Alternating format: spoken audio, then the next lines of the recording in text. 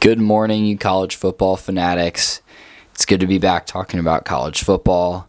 Apologize for this video not coming out yesterday, but I'm going to talk about it today. We're going to talk about different storylines, some game reactions, and some more college football stuff. So let's dive into it first. We're just going to go through some of these games that I watched. I'll share my thoughts, share any other big stories around these games. But yeah, we'll start here with South Florida, North Texas on Friday. This was a great game. It looked close at the start, and South Florida really pulled away. I predicted South Florida to win. I predicted them to be the Group of 5 team, and they did just that. The line was close. I think it was North Texas that might have been favored in this one, but I had South Florida winning, and they won by nearly 30. So they looked very strong, and despite having that loss against Miami, they've got the Florida win now. They've got this North Texas win. They've got a win over Boise State as well. Pretty good team, and they look strong. Into the noon games, Alabama, Missouri. This was a great game. I was actually listening on the radio, so I didn't get the in-person watch experience like some of y'all might have had.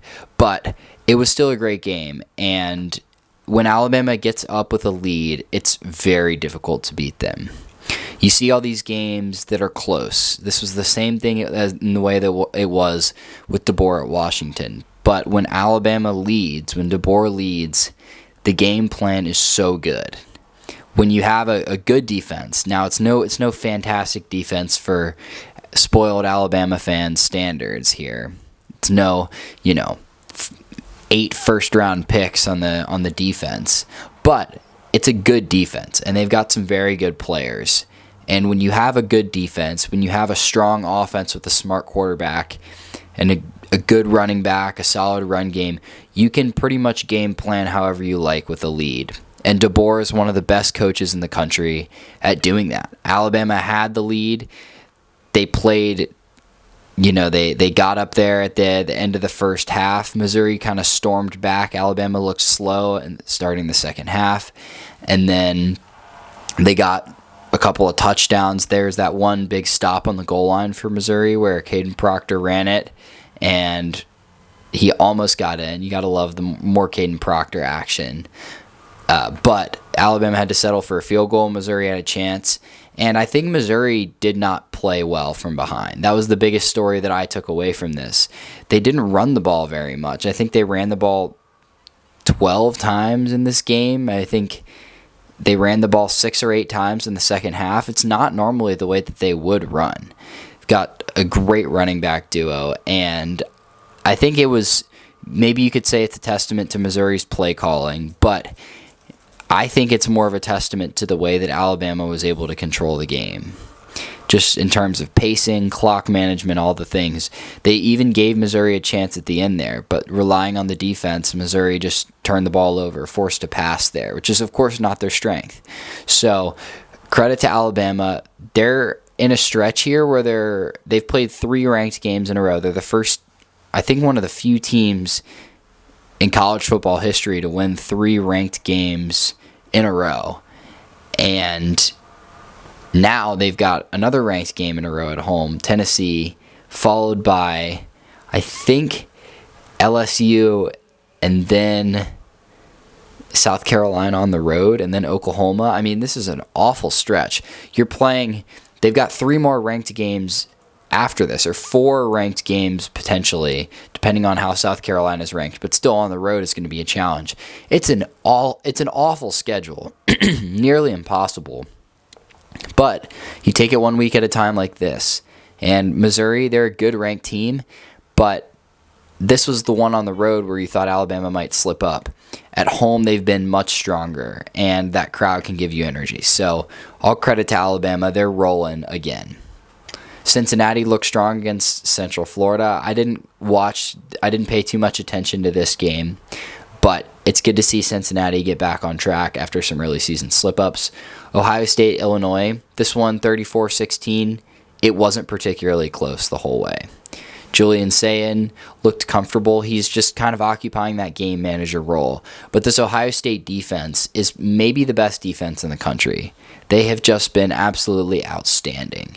You can't say enough about them. And they're going to play, I think they'll play Indiana at the end of the year. I'm not sure, but that's going to be kind of a heavyweight test, as we saw with Indiana, Oregon, which I'll get to in a minute. But Ohio State looks fantastic. Illinois is no longer ranked. I don't think Illinois looked that bad. They looked certainly better than Washington when Ohio State went to Washington, but they didn't look great. So I think it's just a testament to Ohio State's defense. They make everyone look helpless out there. Ole Miss, there was a nail-biter there against Washington State at home, too. The biggest one that I took away from this was the lack of student support, the student section. I saw some articles about that. Lane Kiffin called out his own student section after this game, and it looked maybe a third full. Maybe. The student section was barren. And it's interesting because some schools have no problem with this. Nebraska, of course, has the longest sellout game streak in football, and they've had some really rough seasons. There's teams that, even when they're not very good, the student section is virtually filled out. I mean, pretty much every Big Ten team, most SEC teams as well, Alabama, Tennessee, Georgia, LSU, a lot of these SEC teams that have consistently been good have full student sections for every home game, even if it's a non-conference game. So Ole Miss is now ranked number 5, and the students didn't want to show up. It's kind of shameful. I mean, you've got, I think there's about, I might get this wrong, but I think there's about 20,000 undergrads there, and you couldn't get a quarter of them to show up to the game. It's pretty shocking. I mean, the school prides itself on being a football culture.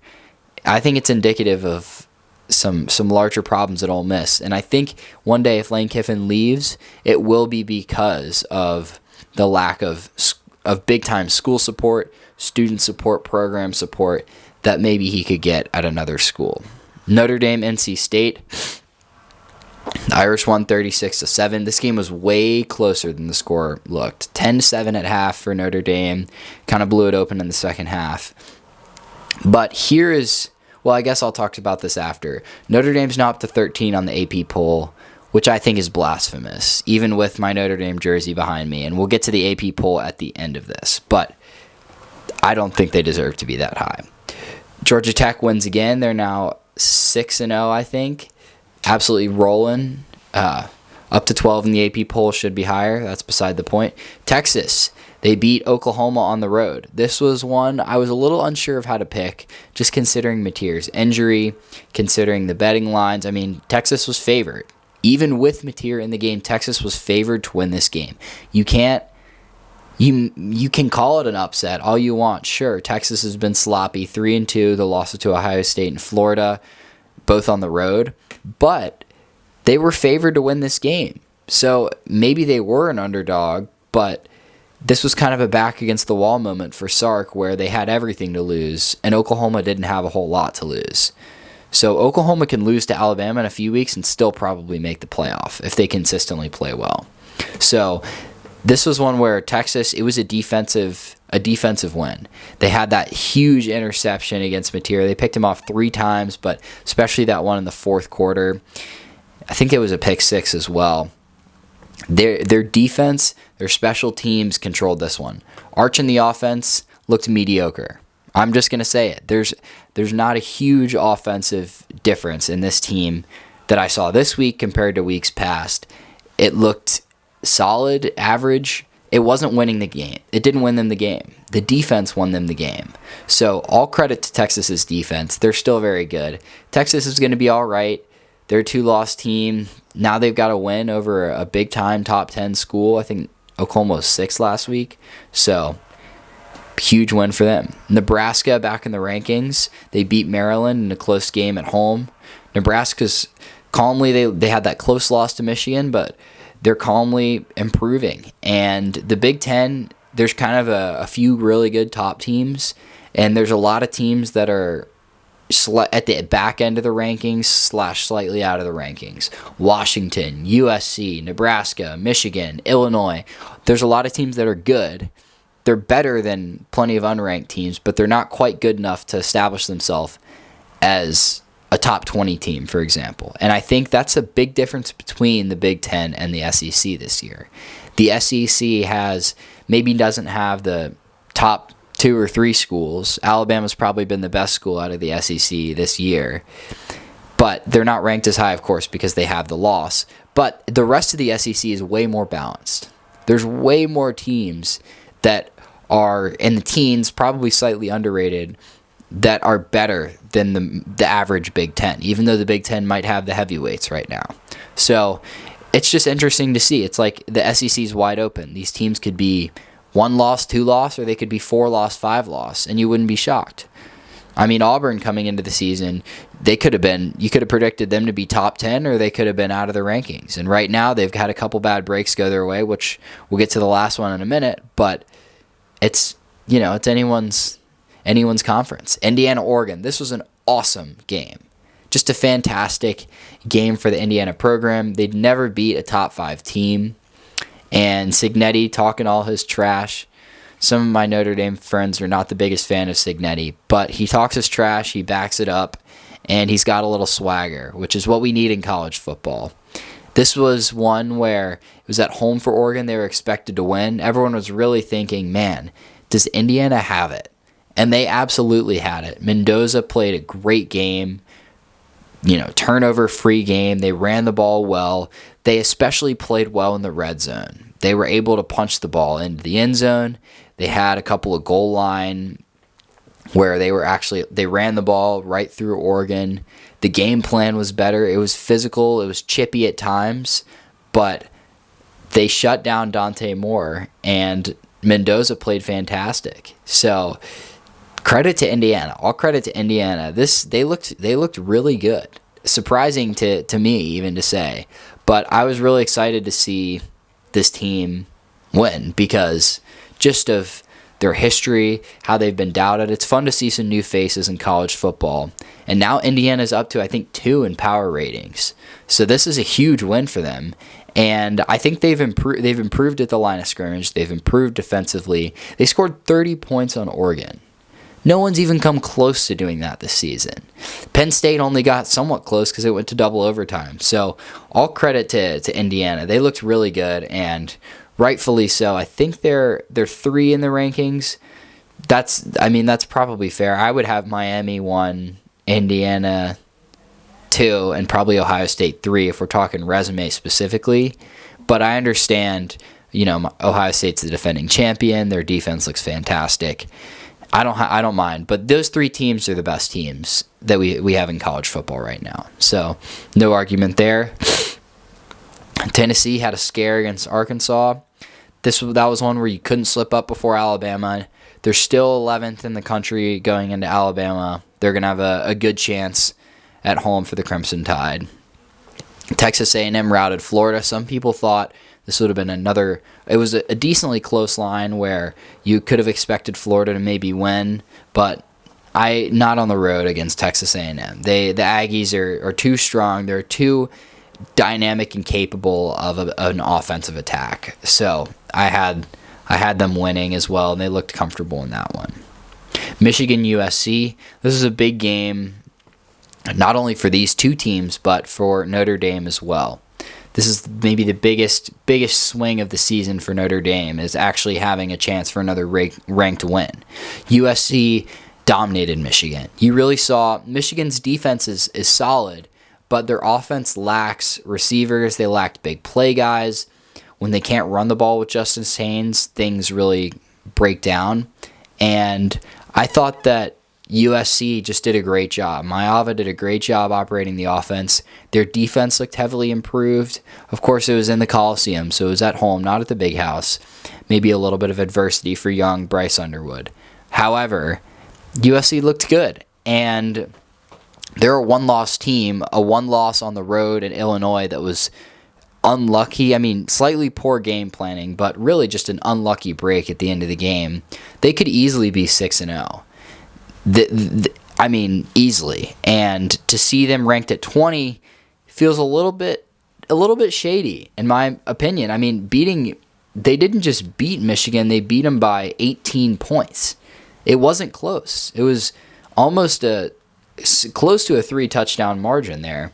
So for USC, they're looking really strong, and it's going to be a test for them to go into South Bend and win. I think Notre Dame's going to be favored big, but USC should be ranked higher, which of course we'll get to. Auburn, Georgia, this was an officiating nightmare. Absolute nightmare. Auburn, of course, had the chance before half to punch this one in, and it was ruled a fumble on the goal line, even when it looked to me like he got across the goal line. There were some awful officiating calls in this game that really dictated the game. And I don't know how we solve this with college football betting, with player props and all this stuff. It just seems more and more shady. And you've got certain games like this. It seems like specific teams always get the bad end of the stick. This is another game where Auburn got the bad end. Against Oklahoma, there was poor officiating. Auburn fans have got to be livid. And Georgia hung on. If Auburn had punched in that touchdown, I think they win the game. I really do. So this is one where the officiating actually did affect the result of the game. So I don't know what else to say, but something's got to change. I don't have a clear answer. Maybe I'll have one in the coming days. The rest of these, BYU stays undefeated in an overtime scare. Utah wins again. And it was a good weekend of college football. Not a fantastic, over-the-top one of those weekends, but it was a really good weekend. We got the top 10 upset with Indiana. It was great. So let's go through the AP poll real quick. I'm just going to run through 25 through 20. We'll talk about some of those teams. 25 Nebraska, 24 Cincinnati, 23 Utah, 22 undefeated Memphis, 21 Texas, 20 USC. So I don't have a huge problem with these teams. The one thing I will say, and I wrote an article in the Notre Dame paper this weekend about how Notre Dame is overrated. We'll see if people come back complaining towards me. But I just don't see how the Irish are ranked 13th at 4-2. Their resume includes 2 top 5 losses, granted by 4 points combined. But to me, I value ranked wins more than ranked losses. And I don't evaluate these teams on where they might be at the end of the season. I value where they are and what their play on the field has indicated. So I know that Notre Dame is power ranked 4th in the country. I have no issue with that. I know that's what determines the odds. But to me, let's say you take a blind resume of Texas and Notre Dame and you put them side by side. One of these teams has a ranked top 10 win against Oklahoma. They've lost on the road at the number 1 team in the country the first week.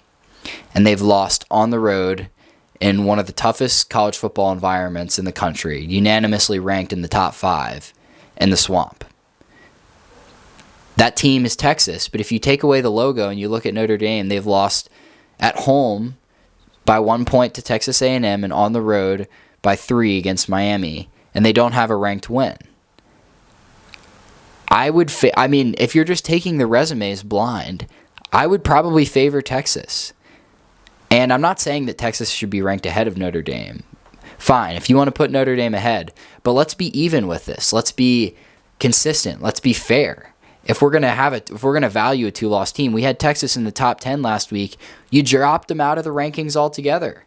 If you thought they were going to be back in, or if you valued the record, the resume, why were they all the way out? They didn't have very many Power 4 wins. I get that. Their schedule didn't gift them in that sense. So, Notre Dame beating up on Purdue. Texas was playing San Jose State over there. Fine. I'm just arguing that I don't think it's fair that we value the brand, that we value the program, everything else, and we try to predict how these teams are going to end up. Sure, Notre Dame might win out at 2 losses, and they might be the best 2-loss team in the country. Fine, but let's have them prove it first. Let's not move them up above all these 1-loss teams, because you go down the list, USC 5-1. They have a ranked win against Michigan and a ranked loss on the road by 2 points. I don't see how that team is ranked below the Irish. They're playing them this week. If the rankings were closer, that could have been game day. This influences the media coverage. It influences how the teams are perceived, the fan attendance, there you go at Ole Miss. If Washington State was ranked, you best believe students would have shown up. I'm not saying they should have been ranked, but the rankings do matter. They really matter for the discourse around these teams. You go down the list: USC, South Florida, Virginia, Vanderbilt. Vanderbilt and Missouri both have close losses to Alabama, and they're undefeated the rest of the way. With, of course, Vanderbilt absolutely dismantled South Carolina on the road. Missouri beat them as well at home the next week. I don't know if that's a good enough win to be ranked ahead, but they don't have 2 losses.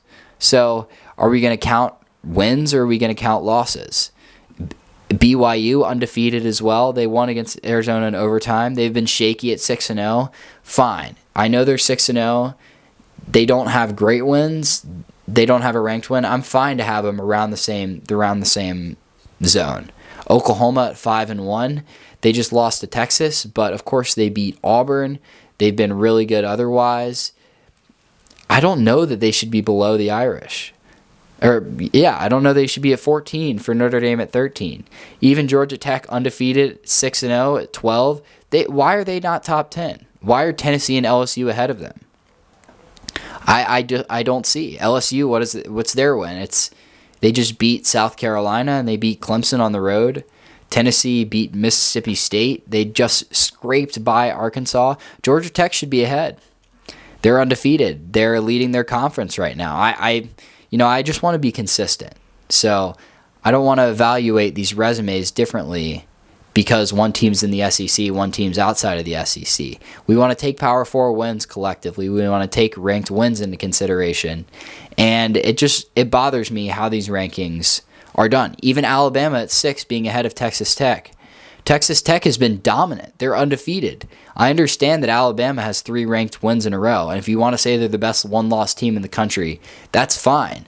But an undefeated team leading the Big 12, leading their conference with multiple ranked wins, I don't understand why teams with losses are ranked ahead of teams without losses, just generally. So you can let me know if I'm crazy down below. But rankings, I think that the AP poll is just flawed. I don't think by week 7 we should be looking at the AP poll and wondering, oh, well, this team is ranked higher because the AP poll thinks they're going to win more games. You shouldn't have to justify your rankings down the line. Your rankings should speak for themselves based on the body of work, based on all the other factors of the program, the team, etc., the way that they win, road versus home. I get all those things. But I just want us to be even with the AP poll. I want it to be evaluative, not predictive.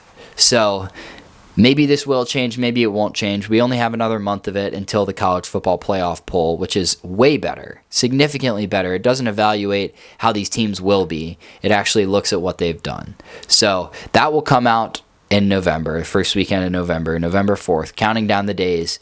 But this is just trash, and it bothers me that teams have overinflated egos, or teams, don't really justify, or teams think they're worse than they are.